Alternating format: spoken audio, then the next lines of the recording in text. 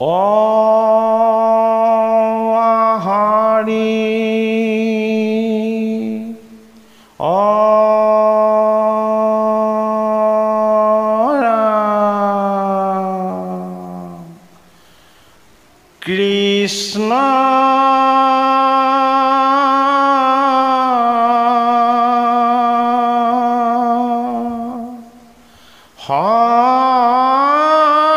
শংকৰ গুৰু হৰি ৰাম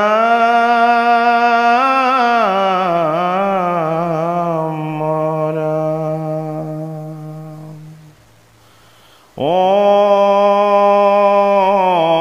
नमो भगवते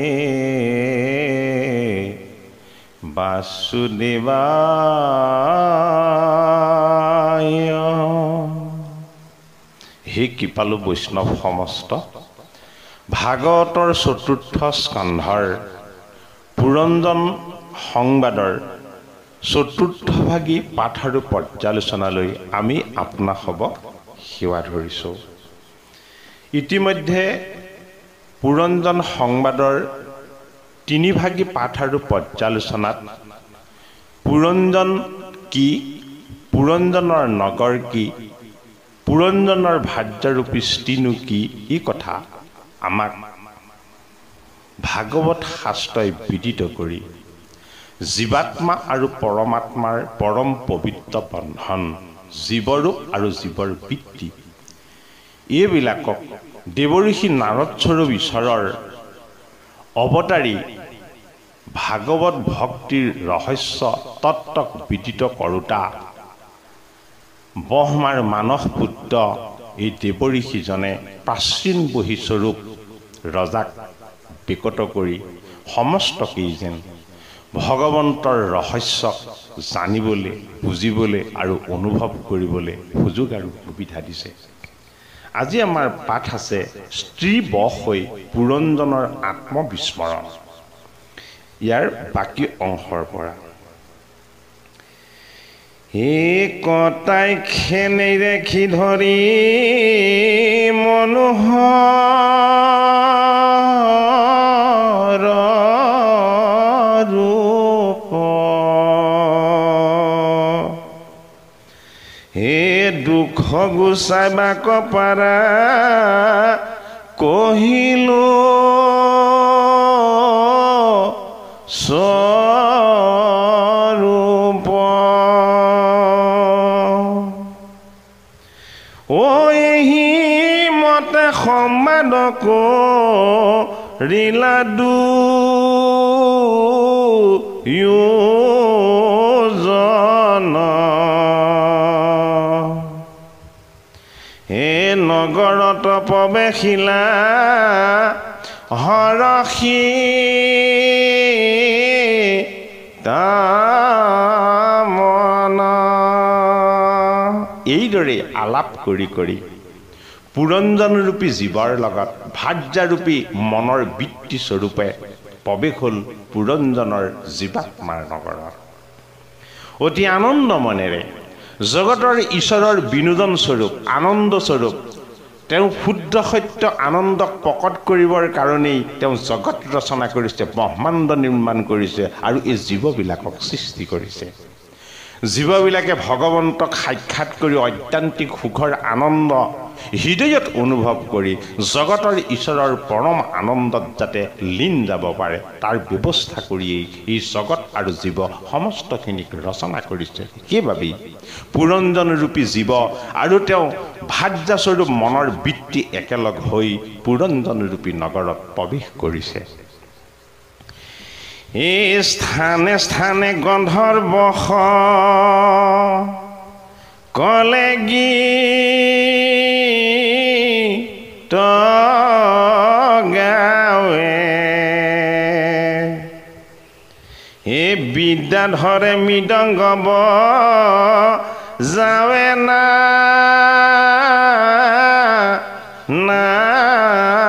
ভাৱে ও তাক শুনি ৰাজায়াতি আনন্দ হৃদয়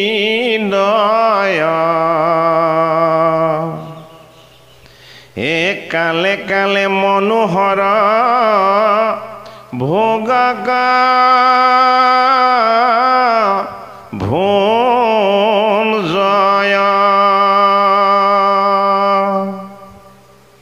হে গ্ৰীষ্মকালে জলতনা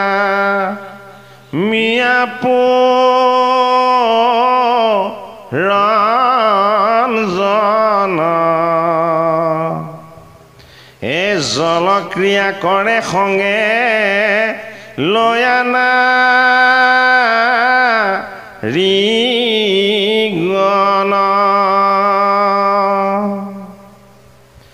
হে নগৰৰ ওপৰত দ্বাৰসা তখন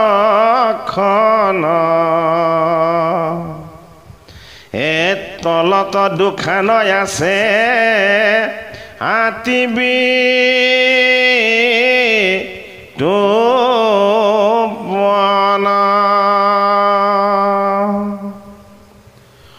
মনৰ বৃত্তিৰূপী ভাৰ্যাৰ লগত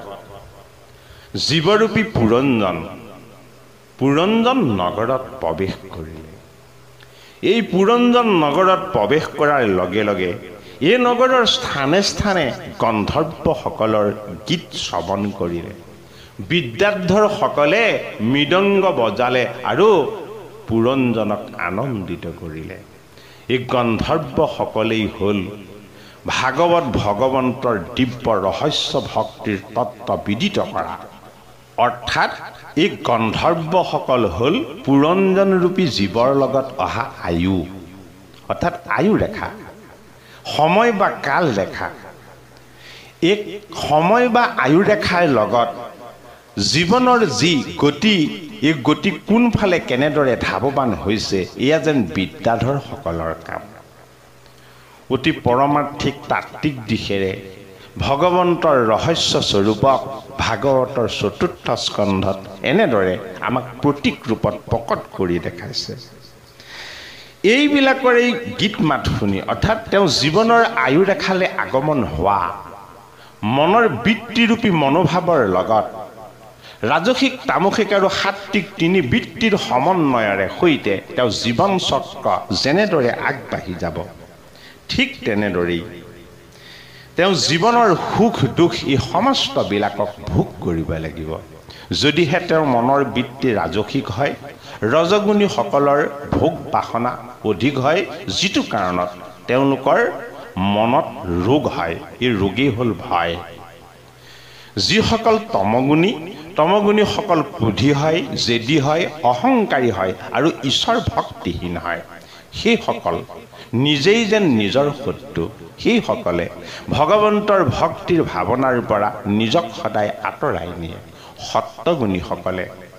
ভগৱন্তৰ পবিত্ৰ ঐত্যান্তিক সুখৰ আনন্দ অনুভৱ কৰি ভগৱন্তৰ অৰুণ চৰণত যেন নিজক সমৰ্পণ কৰি ভগৱন্তৰ শুদ্ধ সাত্ত্বিক বৃত্তিক আশ্ৰয় কৰি জীৱন আগুৱাই লৈ যায়। সেইবাবেই শ্ৰেষ্ঠ সেইসকল যিসকল শুদ্ধ সাত্ত্বিক বৃত্তিৰ গৰাকী হৈ ভগৱন্ত কৃষ্ণৰ বাসুদেৱ স্বৰূপ ঈশ্বৰৰ বৃত্তিক বৰণ কৰি ল'ব পাৰিছে। সেইবাবেই কৈছে যে কালৰূপী গন্ধৰ্বই জীৱনৰ কৰ্মৰূপী বিদ্যাধৰসকলে একেলগ হৈ পুৰঞ্জনৰূপী জীৱ আৰু পুৰঞ্জনৰ ভাৰ্যাৰূপী মনৰ বৃত্তিৰ লগত পুৰঞ্জন নগৰত হৰষিতে আনন্দেৰে প্ৰৱেশ কৰিছে। এই গ্ৰীষ্মকালৰ জলত এই পুৰঞ্জনৰূপী জীৱই নামি পেলাই নাৰীসকলৰ লগত জলক্ৰিয়া কৰে বুলি কৈছে। এয়া হ'ল জীৱন যৌৱনৰ সময়। জীৱন যৌৱনৰ সময়ত সমস্তজনেই যেন চঞ্চল হয়, জীৱনক সদায় বসন্তময় দেখে, জীৱনৰ সুখ ভোগ আনন্দকেই কেৱল আচল বস্তু বুলি বৰণ কৰে, যাৰ পৰিণতি হয় মৃত্যুমুখী জীৱৰ দুখ যান্ত্ৰণা আৰু কষ্ট। সেইবাবেই ভাগৱতৰ ৪ৰ্থ স্কন্ধত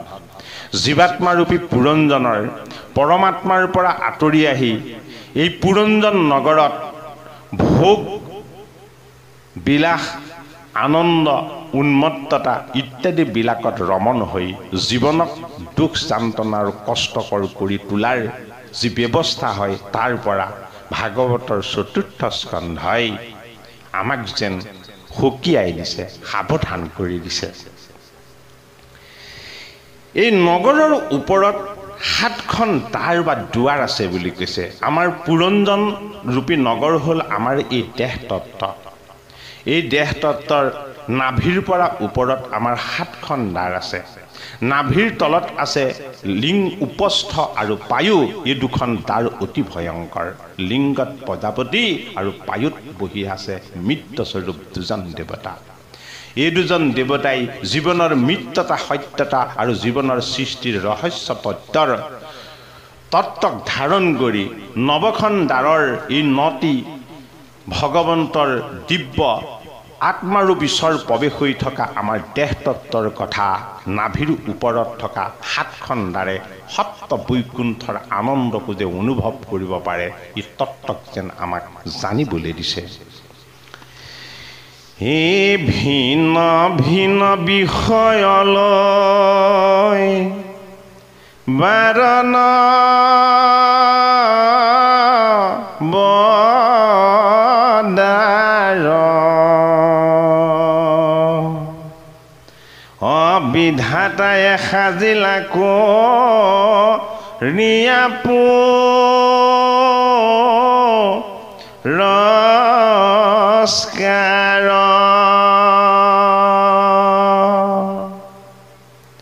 এ পূৰ্ব মুখে 5খান দাৰম নোহৰ হে দক্ষিণত 1খান এখান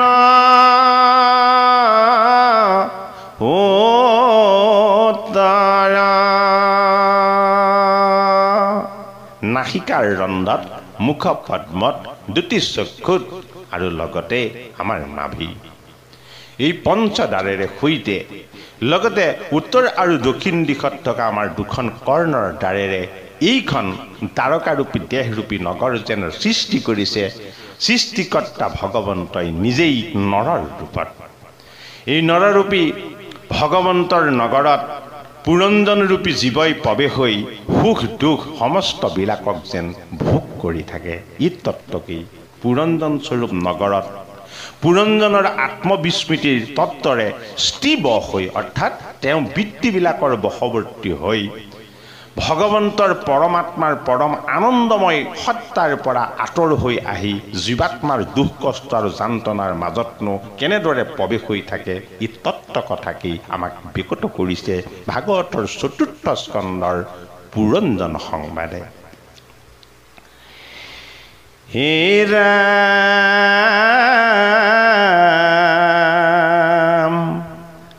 গাঁৱে গাঁৱে নাম কহোঁ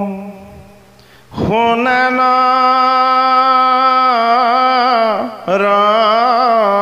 ৰপতি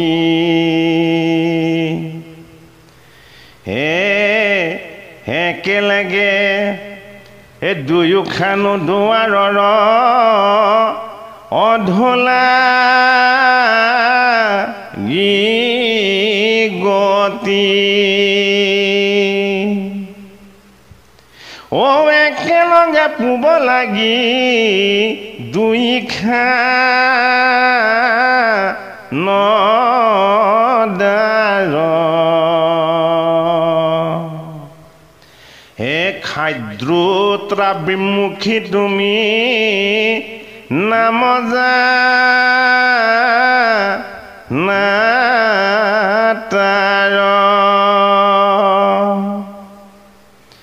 এই বিভাজিত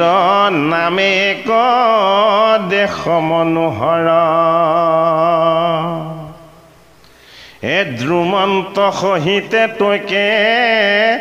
চলেনি পবৰ ও নলিনী নালিনী নাম দ্বাৰৰ বিশেষ ও এক স্থানে সাজিয়া ছয়পুৰ বদিশ ও সেহিদাৰে অৱধূত সংগে পুৰঞ্জন এই সৌৰভ দেশক লাগি কৰয় গামন পুৰঞ্জন ৰূপী দেহৰ নগৰত ভাগৱত শাস্ত্ৰই আমাক দেখুৱাইছে প্ৰতিখন দুৱাৰেদি কোন কোন প্ৰৱেশ হয় উত্তৰ আৰু দক্ষিণ দিশৰ দুখন দুৱাৰেই হ'ল আমাৰ কৰ্ণৰ ৰন্ধ এই দুখন দুৱাৰৰ তলত গাতে গাত লাগি আছে দুখন দুৱাৰ এই দুখন দ্বাৰ হ'ল আমাৰ দুটি চক্ষু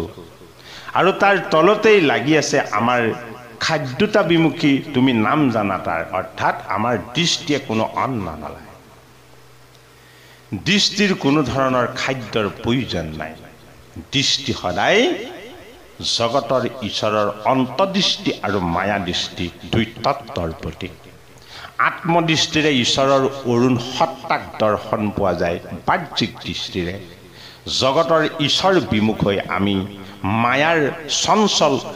তত্ত্ববিলাকক আমি দৰ্শন কৰি থাকোঁ সেইবাবেই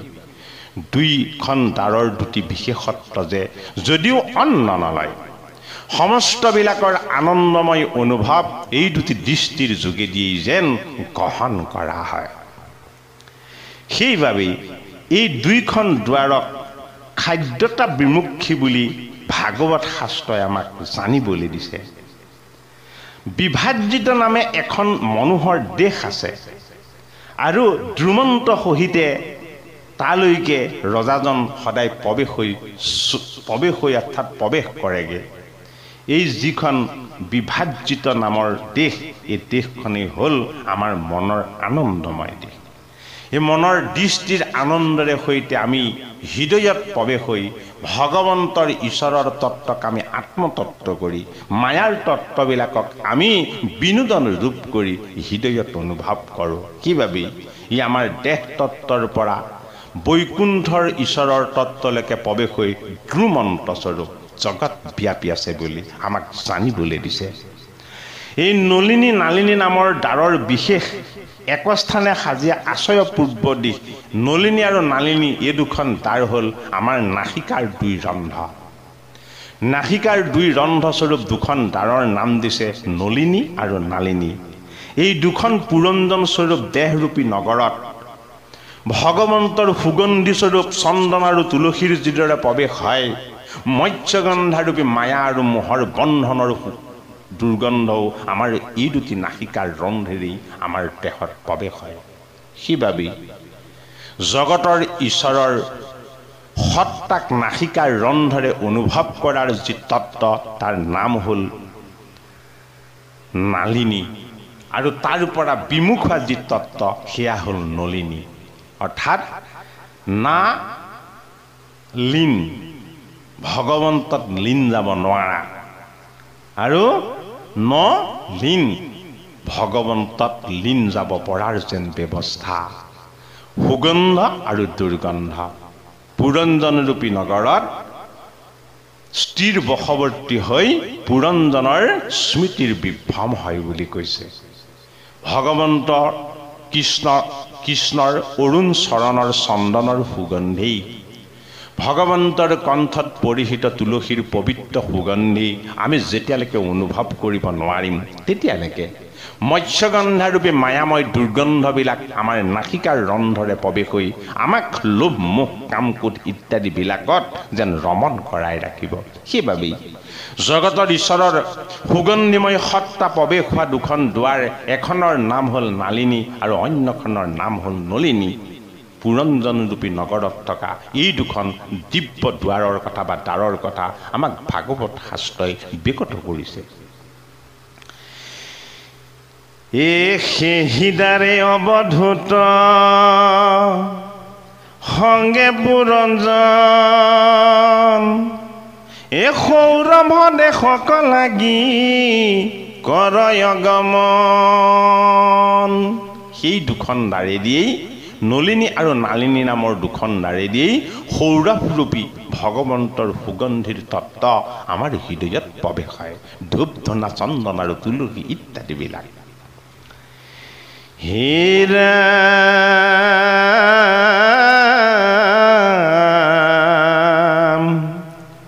পূৰ্ব দিশে আছে ক দাৰময় খানাম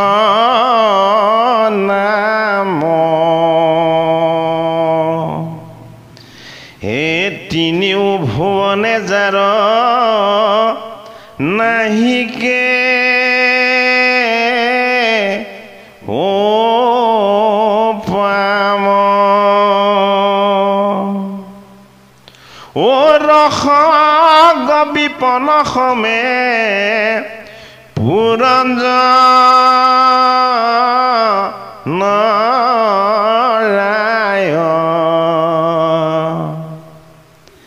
হে আপন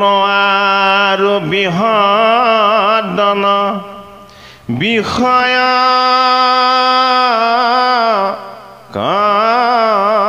খায় হে পিতৃ সুনামত দ্বাৰে আশ্ৰয় দক্ষিণে হে সেহিদাৰে পুৰঞ্জন চলে দি নে দিনে ৰসজ্ঞ বিপন সমে পুৰঞ্জন ৰায় আপন আৰু বিহুদ্দন বিষয়ক যায়। অৰ্থাৎ এই দুখন আমাৰ কৰ্ণৰ ৰন্ধৰূপী দ্বাৰেদি ভগৱন্তৰ ঈশ্বৰৰ আত্মতত্ত্ব শব্দ ব্ৰহ্ম হৈ প্ৰৱেশ হয়। আৰু সেইদৰে বেয়া বিষয় বাসনাযুক্ত গ্ৰাম্য কথাবিলাকো সেইখন দ্বাৰেদি আমাৰ প্ৰৱেশ হয় বুলি আমাক ভাগৱত ভগৱন্তৰ চতুৰ্থ স্কন্ধৰ ৰহস্য তত্ত্বই আমাক জানিবলৈ দিছে। এইদৰেই পুৰঞ্জন স্বৰূপ জীৱবিলাকে চুতধৰ সংগে ৰংগে ৰাজা পুৰঞ্জন অৰ্থাৎ শ্ৰৱণ শক্তিৰ যোগেদি পুৰঞ্জন নামৰ ৰজা আত্মবিস্মৃতি ৰূপী দেহ নামৰ নগৰত যেন প্ৰৱেশ হৈ গৈ থাকে। হে দক্ষিণ পাঞ্চাল দেশে কৰয় গমন হে চুতধৰ সংগে ৰংগে ৰাজা পুৰঞ্জন ও দক্ষিণ পাঞ্চাল দেশে কৰয় গমন হে উত্তৰে দ্বাৰে ক আছে দেৱহু যে নাম ও সেহিদাৰে পুৰঞ্জন সাধে না কাম ও উত্তৰ পাঞ্চাল দেশে দিনে দিনে চলে ও চুতধৰ মন্ত্ৰী সমে আতি কৌতূহলে হে তলত এখন দ্বাৰ নামত আখুৰি ও যাহাৰ নিমিতে পকা হয় দিব্যপুৰী। এই চুতধৰ নামৰ যি তাৰেই হ'ল আমাৰ কৰ্ণৰ ৰন্ধ। এই কৰ্ণৰ ৰন্ধৰে ভগৱন্তৰ পবিত্ৰ নিগুণ নাম বস্তু প্ৰৱেশ হৈ আমাৰ হৃদয়ত পায়। ভগৱন্তৰ ৰূপ ৰস গন্ধ স্পৰ্শ অনুভৱ কৰাৰ যি ব্যৱস্থা, এই ব্যৱস্থাই হ'ল ভগৱন্তৰ সপ্তব্ৰহ্মৰূপী ভগৱন্তৰ গুণ চখ আৰু লীলাৰ শ্ৰৱণ স্বৰূপ সত্তা কীৰ্তনৰূপী ভগৱন্তৰ গীত ভগৱন্তৰ গুণগানক কীৰ্তন কৰিলে আমি শ্ৰৱণ অংগ কৰ্ণৰ ৰন্ধেৰে ভগৱন্তক যেন আমি হৃদয়ত সাক্ষাৎ কৰিব পাৰোঁ শব্দময় ব্ৰহ্মৰ সনাতন সত্তাৰ যোগেদি সেইবাবেই এই দুইখন দ্বাৰৰূপী কৰ্ণৰ ৰন্ধক অতি বিতোপন বুলি অতি মনোৰম বুলি ভাগৱতৰ চতুৰ্থ স্কন্ধৰ পুৰঞ্জন নগৰৰ তত্ত্বত আমাক বিদিত কৰাইছে হে ৰাম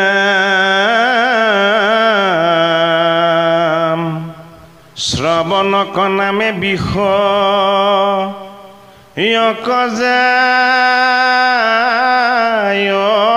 চলি হে দুৰ্মদ সহিতে পুৰণ জনম বলি ও একখান দ্বাৰ আছে নগৰ তলত ও নিৰীতি নামত সিটো প্ৰখ্যাত জগত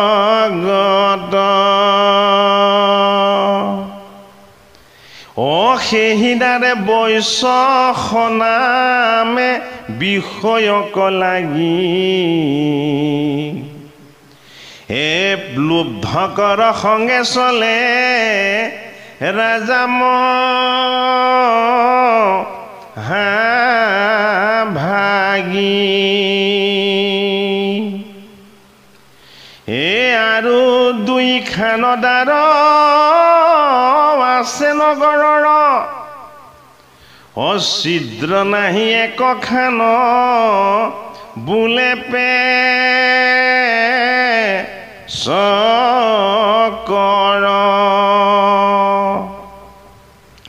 ও আউৰ খান নিৰ্বাক বলিয়া লোকে ধৰে ও একদাৰে যায় আউৰ দাৰে কৰ কৰে ও হেন থান নগৰত ৰাজা পুৰঞ্জন এই নানাবিধ ভোগ ভুঞ্জে হৰষি তামন এই কদাচিত মোহ হোৱে কদাহো ভিত হে খনু খনু নিপবৰ হোৱে ৰখিত এই সকাম কৰ্মত পৰে নজান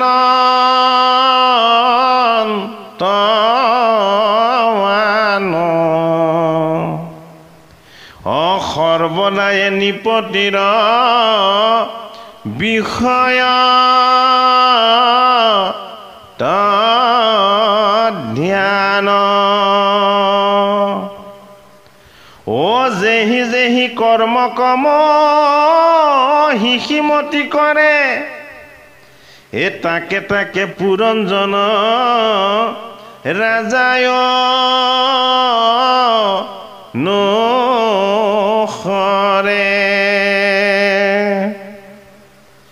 হে ৰাম মহিষী কৰয় মদ্যপান কদাচিত হে ৰাজায়ো পিয় মদ্য হোয়া কলিত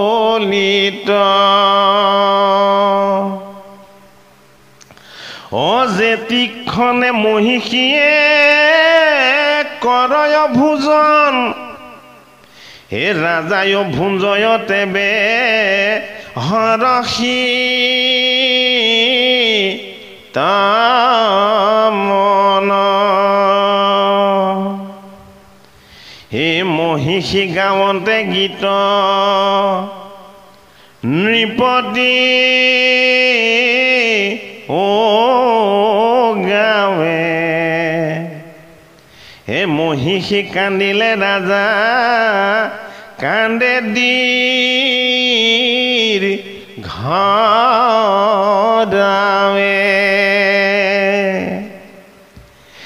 এ কথা কন্তে কথা কৰে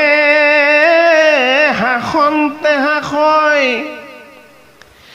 অশীঘ্ৰ বেগে যান্ত ৰাজা শীঘ্ৰেও চালয়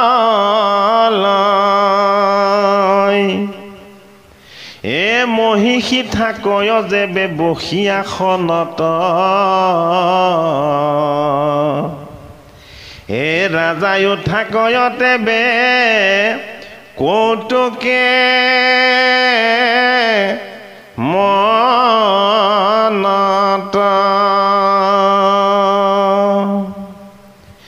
এ মহিষী সুতিলে ৰাজা কৰয় শয়ন হে মহিষী শুনিলে পাছে শুনে ৰঞ্জন অ মহিষী দেখয় যেবে সকলে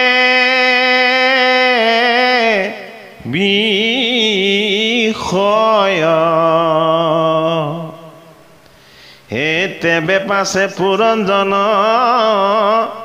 তাহাকে দেখয়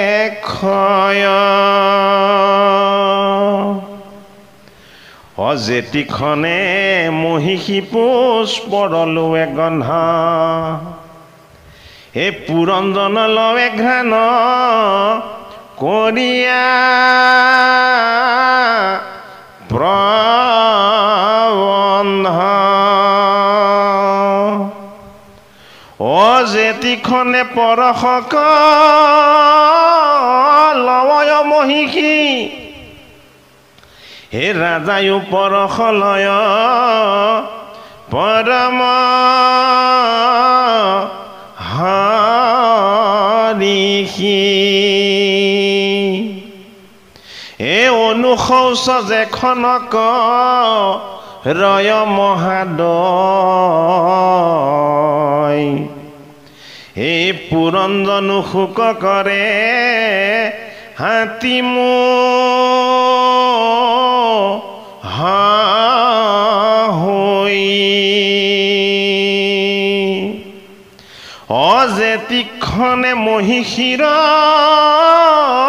ক্লেশ কলেৱৰ হে অনুদিনে ক্লেশ তেবে হোৱেনি পবৰ অ মহিষী যেখনে হোৱে হাতী অনন্দিত হে পুৰঞ্জন মহামোহে হোৱে ৰহিত এহিমতে পুৰঞ্জন মহানিপবৰ হে মহিষী বঞ্চিল আতি কৰিদ্ৰী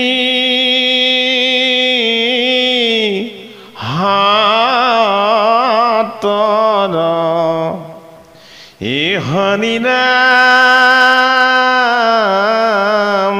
ৰাম ভাগৱতৰ চতুৰ্থ স্কন্ধত পুৰঞ্জন সংবাদ নামৰ জীৱাত্মাৰূপী ঈশ্বৰৰ গভীৰ ৰহস্য তত্ত্ব পৰমাত্মাৰূপী ঈশ্বৰৰ অংশ হৈও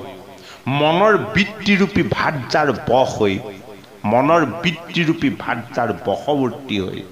মনৰ বৃত্তিৰূপী ভাৰ্যাৰ অধীন হৈ স্বতন্ত্ৰ স্বাধীন চিতিয়া আত্মাবিলাকো মনৰ বৃত্তিৰ ওচৰত পৰাধীন হৈ যাব লাগে। ই তত্ত্ব কথা, ভাগৱতৰ পুৰঞ্জন সংবাদ। পুৰ মানে পৰিপূৰ্ণ হৈ থকা, অঞ্জন মানে অজ্ঞান আৰু অবিদ্যা। মনৰ বৃত্তিবিলাকে আমাক লৈ যায় অজ্ঞানলৈ, মনৰ বৃত্তিবিলাকে আমাক লৈ যায় অপবিত্ৰতালৈ, মনৰ বৃত্তিবিলাকে আমাক লৈ যায় মায়া মোহ ভ্ৰান্তি আৰু ভ্ৰমলৈ। মনৰ বৃত্তিবিলাকৰ যোগেদি ৰচনা হয় দ্বৈত বুদ্ধি, মনৰ বৃত্তিবিলাকৰ যোগেদি পৰিচালিত হয় আসক্তিৰূপী অশ্বথামা, মনৰ বৃত্তিবিলাকৰ যোগেদিয়েই যেন পৰিচালিত হৈ থাকে দুৰ্যোধন স্বৰূপ দুৰ্যোগময় আমাৰ মনৰ অহংকাৰ আৰু অবিদ্যা। মনৰ বৃত্তিবিলাকৰ যোগেদিয়েই যেন ৰক্ষণ হৈ থাকে ঘৃণা তৃষ্ণা ভয় দুঃশাসন স্বৰূপ দুৰ্যোগপূৰ্ণ জীৱনৰ দুঃসময়বিলাক। ভাগৱত ভগৱন্তৰ পৰম পবিত্ৰ জীৱাত্মাৰূপী পুৰঞ্জনৰ পৰমাত্মাৰ পবিত্ৰ ঈশ্বৰ তত্ত্বক অনুভৱ কৰাবৰ কাৰণে দেহৰূপী এই মায়া আৰু মোহৰ নগৰত নৱখন দ্বাৰৰ যোগেদি আমি বিষয় ভোগ কৰি বিষয় বন্ধনৰ ফালে আমাৰ জীৱটোক আমি লৈ গৈ বিদুৰৰূপী জীৱই পাণ্ডৱৰূপী পুণ্যময় প্ৰবৃত্তি ফালে চাই সদায় কান্দি থকাৰ যি দুখ আৰু কষ্ট, এই দুখ কষ্ট আৰু যন্ত্ৰণাৰ পৰা পুৰঞ্জনৰূপী জীৱাত্মাটোক ভাগৱত ভগৱন্তই যেন ভাগৱতৰ ৪ৰ্থ স্কন্ধত ঈশ্বৰমুখী কৰি তুলিব খুজিছে। মনৰ বৃত্তিৰূপী ভাত জানো কোন, তাক বুজাই এগৰাকী নাৰীৰ বশৱৰ্তী হৈ এজন ৰজাই যিদৰে উঠা বহা কৰে, ঠিক সেইদৰে আমিও আমাৰ চঞ্চল মনৰ বশৱৰ্তী হয়। এই চঞ্চল মনে আমাক ঘোঁৰাৰ ৰূপ লৈ জলৈ টানে, আমি তালৈকে ধাৱমান হওঁ। কিন্তু আমাৰ যিমান কামনা আছে, আমাৰ যিমান বাসনা আছে, আমাৰ যিমান মায়া আৰু মোহ আছে, এই সমস্তবিলাকৰ প্ৰৱেশৰ সীমা কেৱল মন। মনৰ সিপাৰত আত্মাত কেতিয়াও আমাৰ কামনা আৰু বাসনা প্ৰৱেশ হ'ব নোৱাৰে। কামনা বাসনা লোভ মোহ ইত্যাদি সমস্ত বিষয় বন্ধনৰ পৰাই মুক্ত আত্মতত্ত্বৰূপী ঈশ্বৰৰ পৰম পবিত্ৰ আত্মাৰ স্বৰূপ তত্ত্ব। এই আত্মাৰ স্বৰূপক আমি নাজানো, আমি আত্মাৰ স্বৰূপক আমি নুবুজো। আত্মাৰূপী ঈশ্বৰৰ পৰম পবিত্ৰ সত্য শুদ্ধ তত্ত্ব অনাদি আৰু অনন্ত স্বৰূপৰ আমি দিব্য অংশ আছিলোঁ। ভগৱন্তই তেওঁ বিনোদনৰ উদ্দেশ্যে ৰচনা কৰা জীৱবিলাক তেওঁৰ এই দিব্য তত্ত্বস্বৰূপ জীৱাত্মা স্বৰূপ প্ৰকৃতিৰ ৰহস্য বস্তু। এই ৰহস্যময় জীৱাত্মাবিলাকৰ যোগেদি আমি মায়া মোহ বিষয় বন্ধনৰ অজ্ঞান আৰু অবিদ্যাত পৰি আমি ঈশ্বৰ বিমুখ হৈ ভগৱন্ত প্ৰভুৰ আশীৰ্বাদৰ পৰা আমি আঁতৰ হৈ কৌৰৱৰ পক্ষলৈ ভীষ্মৰূপী পিতামহ স্বৰূপে ভ্ৰম হৈ দ্বৈত বুদ্ধিৰূপেৰে আমি দুষ্ট বুদ্ধিবিলাকক বৰণ কৰি দ্ৰোণাচাৰ্য হৈ আমি আসক্তিবিলাকক বৰ্ধন কৰাই গৈ থাকোঁ। আমি যেন পুৰঞ্জনৰূপী জীৱাত্মাৰ পৰিপূৰ্ণ ৰূপ হৈ অজ্ঞান অবিদ্যা আৰু মায়া মোহকেই আমি জীৱনত সদায় ধাৰণ কৰি থাকোঁ। ভাগৱতৰ ৪ৰ্থ স্কন্ধত প্ৰাচীন ব্ৰহী অৰ্থাৎ পুৰাতন পুৰুষৰ পৰম পবিত্ৰ জীৱতত্বৰ অংশ এই প্ৰাচীন বহীয়ে জীৱৰ দেহৰূপ যেতিয়াই পালে তেতিয়াই তেওঁ ১০টা ইন্দ্ৰিয়ৰূপী ১০ পচেতক স্বৰূপ ৰূপেৰে সৈতে বিষয় ভোগ কৰি থকাৰ যি তত্ত্ব, এই তত্ত্ব যজ্ঞ সাধনা ভোগবিলাক আৰু আনন্দৰ যোগেদি ঈশ্বৰ সাধনা কৰাৰ কথা তেওঁ মনতে ভাবিলে আৰু নাৰদ স্বৰূপ ভক্তিৰ গভীৰ ৰহস্য তত্ত্ব প্ৰাচীন বহী স্বৰূপ পুৰুষ আৰু প্ৰকৃতিৰ বন্ধনৰ লগত যদি একাত্মবোধ হৈ যায়, তেতিয়াহ'লে ভাগৱতৰ ৪ৰ্থ স্কন্ধই ৰহস্য ভগৱন্তৰ তত্ত্বক বিদিত কৰাৰ ৰূপ হৈ দেহৰ মাজতেই ভাগৱত ভগৱন্তৰ শুদ্ধ পৰিপূৰ্ণ তত্ত্ব দেহৰূপী আমাৰ এই নৱখন দ্বাৰযুক্ত ৰহস্যময় নগৰত পুৰঞ্জনৰূপী জীৱৰ যি কৰুণ বিননি, পুৰঞ্জনৰূপী জীৱৰ যি কৰুণ বন্ধন, পুৰঞ্জনৰূপী জীৱৰ যি মায়া আৰু মোহৰ অজ্ঞান আৰু অবিদ্যাৰ যান্ত্ৰণা, এই সমস্তবিলাকক আমাক সাক্ষাৎ কৰাই ভগৱন্তৰ শুদ্ধ সত্য বৈকুণ্ঠস্বৰূপ অনন্ত কোটি ঈশ্বৰৰ অনন্ত মহিমামণ্ডিত ঐকান্তিক সুখৰ আনন্দক আমাক সাক্ষাৎ কৰিবৰ কাৰণে যেন আমাক শুদ্ধ পথ দৰ্শন কৰাব বিচাৰিছে। ভাগৱত ভগৱন্তৰ ৪ৰ্থ স্কন্ধ তেওঁ সু উৰুৰ ৰূপ লৈ উৰ্বশীৰূপী ভক্তিৰ ৰহস্য তত্ত্ব হৈ ইন্দ্ৰক যিদৰে উৰ্বশীৰূপী ৰহস্য ভক্তিক দান কৰি উদ্ধাৰ কৰিছিল, ঠিক সেইদৰে ভাগৱতৰ সু উৰুৰূপী ভগৱন্তৰ এই পৰম পবিত্ৰ ৪ৰ্থ স্কন্ধই পুৰঞ্জনৰূপী জীৱবিলাকক পুৰঞ্জনৰূপী জীৱাত্মাবিলাকক পৰমাত্মাৰ ৰহস্য তত্ত্ব অনুভৱ কৰায়। নৱখন দ্বাৰেৰে ভোগ কৰা বিষয় বাসনা বন্ধন ইত্যাদিৰ পৰা মুক্ত কৰায় ভগৱন্তৰ প্ৰকৃতিৰূপী সত্তাৰ মনৰ বৃত্তিৰূপী ভাৰ্যাৰ আমি অধীন হৈ জীৱনক যাতে মায়া আৰু মোহৰ ফালে লৈ নাযাওঁ এই তত্ত্ব কথাকেই ভাগৱতৰ ৪ৰ্থ স্কন্ধই পুৰঞ্জন স্বৰূপ নগৰত